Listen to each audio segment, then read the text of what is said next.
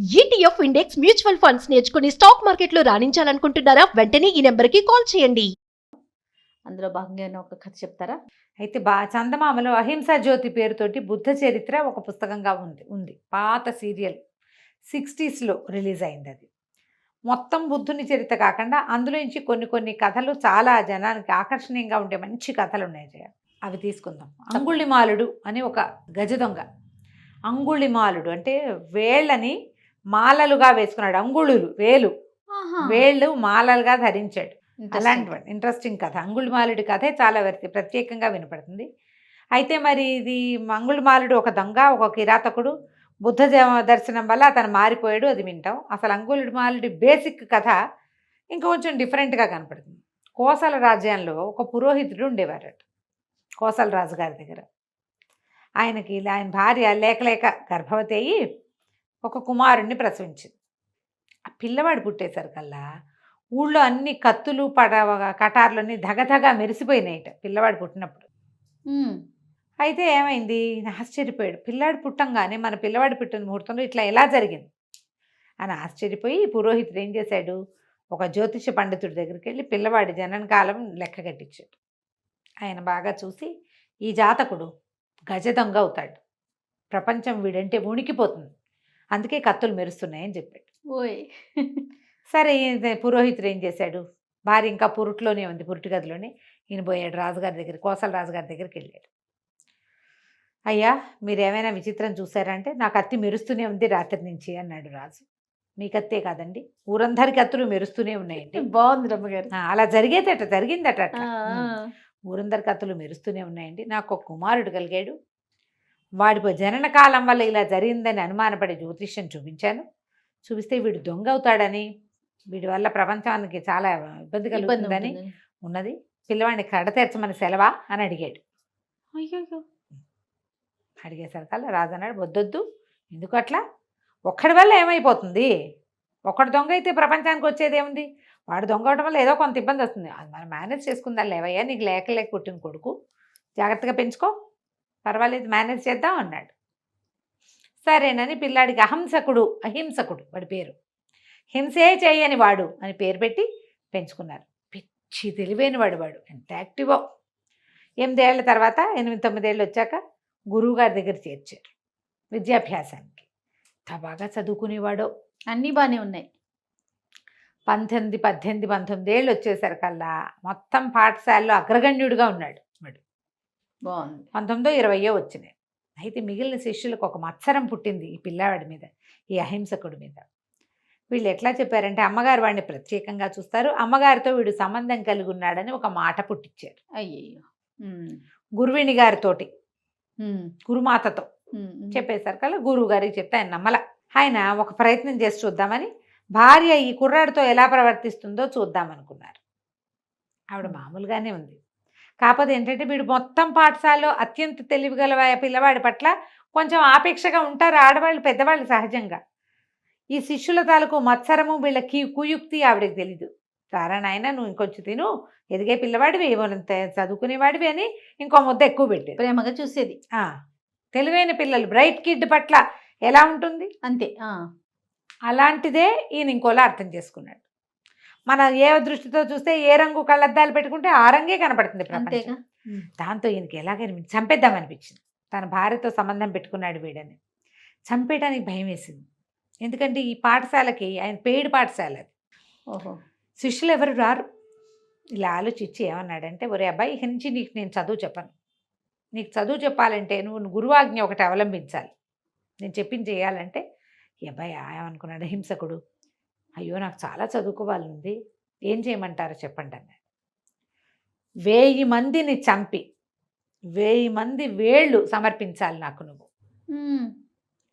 ఒక వ్యక్తిని చంపి వాళ్ళ చిటికెన వేలు పక్కన దాచిపెట్టుకో, 1000 చిటికెన వేళ్ళు సమర్పిస్తేనే నీకు విద్య, ఫర్దర్ విద్య, బేసిక్ విద్యలు అయిపోయినాయి ఓకే అని చెప్పేసరికి వీడు ఆశ్చర్యపోయి, అయ్యో మా వంశాచారం దీనికి ఒప్పుకోదండి, ఇతరులని హాని చేయకూడదు, మా పద్ధతి కాదు అది, కానీ మీరు చెప్పారు, మీరు గురువు, పైగా మీరు ఏది చెప్తే అది చెయ్యాలి, నాకు చదువు కావాలి, దానికోసం నేను ఏమైనా చేస్తా, సరే ఇదే చేస్తాను అలాగేనని అడవిలోకి వెళ్ళిపోయాడు.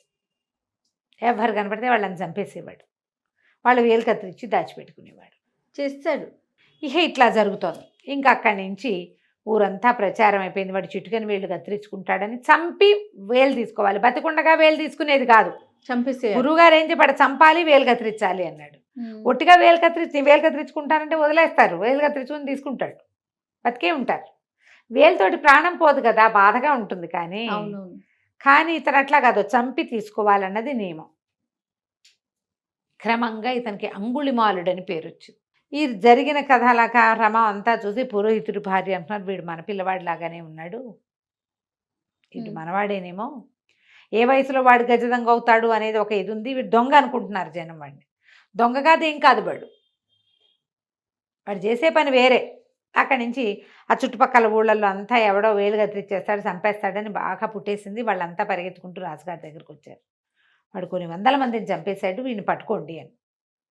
అక్కడి నుంచి రాజుగారు సైన్యంతో సహా వెళ్దాం అనుకుంటుంటే పురోహితుడు భార్య ఏమనుకున్నారు, ఏమంటే వెళ్ళిరండి, మన పిల్లాడే ఉంటాడు, ఇంటికి తీసుకురండి అంటే ఆయన అన్నాడు, వెళ్ళకూడదు దొంగల దగ్గరికి, వీళ్ళని నమ్మకూడదు, వాడు అక్కడికి వెళ్ళాక వాడు ఎట్లా ప్రవర్తిస్తాడు, వాడు ఆల్రెడీ మన పిల్లాడు కాదు, వాడు అయిపోయింది అంటే. భార్య ఉంది, నువ్వు వెళ్ళకపోతే నేను వెళ్తాను. రాజుగారి సైన్యం కంటే ముందే ఈవిడ బయలుదేరింది. తల్లి బయలుదేరితే ఆ సమయానికి ఎక్కడి నుంచో జేతవనం వైపుకి వస్తున్నటువంటి బుద్ధ భగవానుడు ఈ అడవిలోకి వచ్చాడు. వస్తే అక్కడ గొడ్లు కాసేవాళ్ళు, వాళ్ళు వీళ్ళు కాపర్లు వాళ్ళు, అయ్యా అటు వెళ్ళపోకండి, ఈ అడవి మంచిది కాదు, ఇక్కడ అంగుళిమాలుడు అని ఒక గజదొంగ ఉన్నాడు, వాడు మనుషులను చంపేస్తాడు, 40-50 మంది వెళ్ళాలి తప్ప ఒంటరిగా వెళ్ళకూడదు ఇక్కడ అని బాగా చెప్పారు. చెప్తే ఆయన అన్నాడు, చూద్దాం వాడెవడో చూస్తాను నేను అని చెప్పి ఆయన నడుచుకుంటూ వెళ్ళాడు. యాక్చువల్గా ఈయన వెనకాలే అంగుళిమాలుడి తల్లి కూడా వస్తుంది. నిజానికి తల్లి అవ్వాలి, వెయ్యో మనిషి. అవును, బుద్ధుడు అయ్యాడు. బుద్ధ భగవానుడు అయ్యాడు. ఈ అంగుళిమాలుడు తన దగ్గర ఉన్నవన్నీ లెక్క పెట్టుకుని ఇంకొక ప్రాణం తీస్తే మనకు చాలు, మనం వెళ్ళి చదువుకోవచ్చు. అతను నేను చంపుతున్నాను, నేనేదో అయిపోతానని అనుకోవటంలా, పాపం చదువుకుందామని అనుకుంటున్నాడు. అక్కడి నుంచి బుద్ధ భగవానుడు వెనకాల పడ్డాడు. ఎంత పరిగెత్తినా నడిచి వెళ్తున్న బుద్ధుడిని పట్టుకోలేకపోయాడు. ఆయన మహిమాన్వితుడు కదా, మరి శమధమాదుల్ని జయించినవాడు, నడిచి వెళ్ళిపోతున్నాడు. అక్కడి నుంచి ఏమిటి, నేను గుర్రాల వెనకాల ఏనుగుల వెనకాల కూడా పరిగెత్తానే, వాటిని కూడా పట్టుకోగలిగా, నడిచిపోతున్న ఒక కావిగుడ్డల వాడిని పట్టుకోలేనా నేను, సన్యాసిని. ఆయన కావిగుడ్డలు కట్టుకున్నాడు, సన్యాసి, పాదుకలు కనపడుతున్నాయి, నడిచిపోతున్నాడు, నిదానంగా వెళ్తున్నాడు, పాదాల చప్పుడు టక్కు వినపడుతోంది, మరి పెద్ద పెద్ద టకటకలాటలా అడుగులు ఐబద్ధంగా తెలుస్తోంది, పట్టుకోలేకపోతున్నానంటే, ఓ సన్యాసి ఆగు అని వెనకాల నుంచి కేకేశాడు. ఆయన అన్నాడు, నువ్వు నాకు దూరంగా ఉండు, నన్ను ముట్టుకోవద్దు, నువ్వు హింసాత్మకుడివి, హింస చేసేవాడిని, వాడు నన్ను ముట్టుకోవడానికి వీల్లేదంటే తను ముట్టుకోలేకపోతున్నాడు. కానీ ఆయన వెనకాల పడ్డాడు. పడేసరికల్లా ఆయన వెనక్కి తిరిగి మధ్య మధ్యలో మాట్లాడుతూ, ప్రాణిహింస ఎంత మంచిది కాదు చెప్పాడు. నువ్వు ఇప్పుడు పుట్టావంటే ఇంతకుముందు చచ్చిపోయావన్నమాట, మళ్ళీ పుట్టడం లేని దాన్ని సాధించు. నువ్వు పుట్టావు అంటే ముందు చచ్చావు అని అర్థం. ముందెక్కడో పోతేనే ఇక్కడ పుట్టావు, నువ్వు ఇంకా మళ్ళీ పుట్టద్దు అంటే నీవు ఇక్కడ ఒట్టి మరణం కాకుండా కైవల్యాన్ని సంపాదించాలి, అది ఎట్లా భగవంతుని చెందాలో చూసుకోవాలని బాగా బోధించేస్తారు కదా. ఈ అంగుళిమాలుడికి ఎప్పుడో పూర్వజన్మల నుంచి చేసుకున్నటువంటి అతని పుణ్యద్వారాలనే తెరుచుకున్నాయి బ్రెయిన్లో. నేను చదువు కోసం చేశాను కానీ ఈ పని తప్పు అని ఇప్పుడు అర్థమైంది. ఆయన వెనకాల ఏడుస్తూ జేతవనానికి వచ్చేసాడు. వచ్చేసి సన్యాసం పుచ్చుకున్నాడు. రాజుగారు సైన్యంతో కలిసి అడవిలోకి వెళ్ళాడు. అంగుళిమాలుడు తల్లిలు అడవంతా వెతుక్కుంది, అతను కనిపించలే, ఏడ్చుకుంటూ వచ్చేసింది.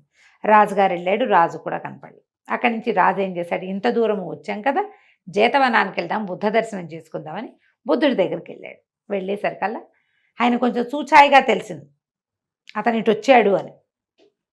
నేను ఎందుకు వచ్చావు, ఏమిటి నాయన, ఏమిటి ఈ సమయంలో ఎందుకు వచ్చావు, ఏమిటి బింసారుడు ఏమైనా నేను ఇబ్బంది పెడుతున్నాడా, ఇతర రాజులు ఏమైనా ఇబ్బంది పెడుతున్నారా, ఎందుకు వచ్చావంటే, ఏం చెప్పాను ప్రభు, ఇక్కడ ఈ అడవిలో అంగుళిమాలుడు అని ఒక గజదొంగ తయారయ్యాడు, వాడు మనుషుల్ని చంపేస్తున్నాడు, వాడిని పట్టడానికి వచ్చాం అంటే, ఇక చంపడు, అతను సన్యసించాడు, సన్నిసిస్తే 1000 మందిని చంపింది ఎట్లా పోతుంది? అంతేగా.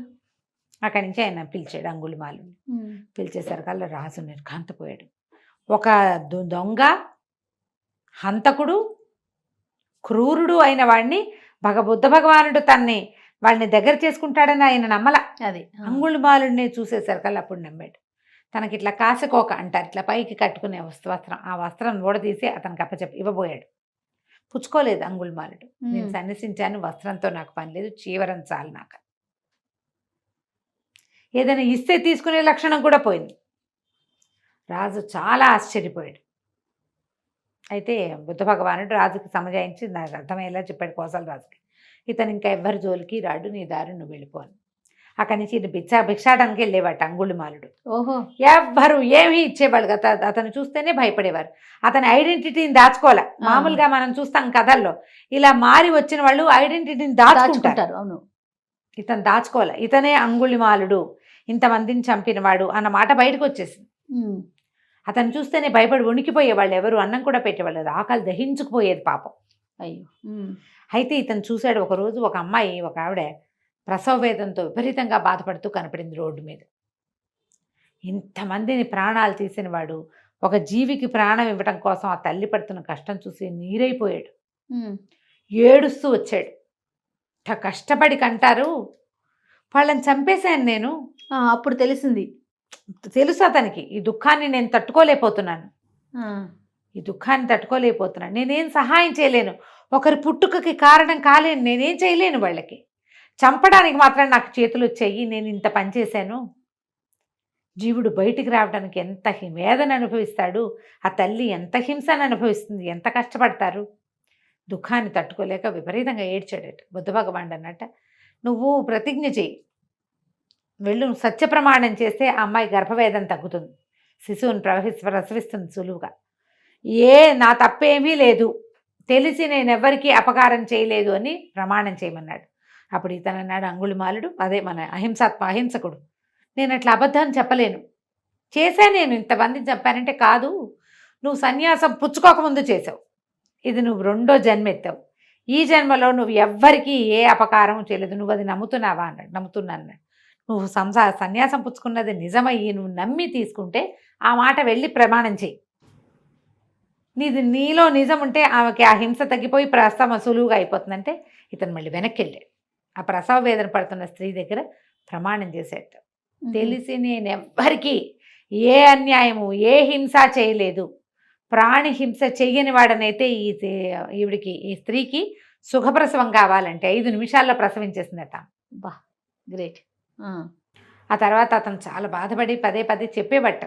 దీనికి చెప్తే బుద్ధుడు 100 సార్లు పశ్చాత్తాపాన్ని మించినది లేదు. అవును, పశ్చాత్తాపడు, మళ్ళీ చెయ్యొద్దు. ఒట్టి పశ్చాత్తాపంతో ఏమవ్వదు, మళ్ళీ చేయకూడదు కదా. జీవన విధానాన్ని మార్చుకోవాలి. నువ్వు మార్చుకున్నావా, నువ్వు మారిపోయినట్టే, నీకు క్షమ లభిస్తుంది. నోటితోటి కాదు, లోనించి అనాలని బుద్ధ భగవానుడు అతనికి బోధించి, అహింసకుడు అని పేరున్న గజదొంగని అంగుళిమాలుడిగా పేరు పొందిన వాడిని ప్రశాంతమైన సన్యాసిగా మార్చాడు. ఇక ఇలాంటి కథలు ఎన్ని కనపడతాయి. ఎంత బాగుంది. ఇట్లా ఎంతో మంది క్రూరాత్ములు, దురాత్ములు, చండాశోకుణ్ణి, ధర్మాశోకుణ్ణి చేశాడు బుద్ధుడు.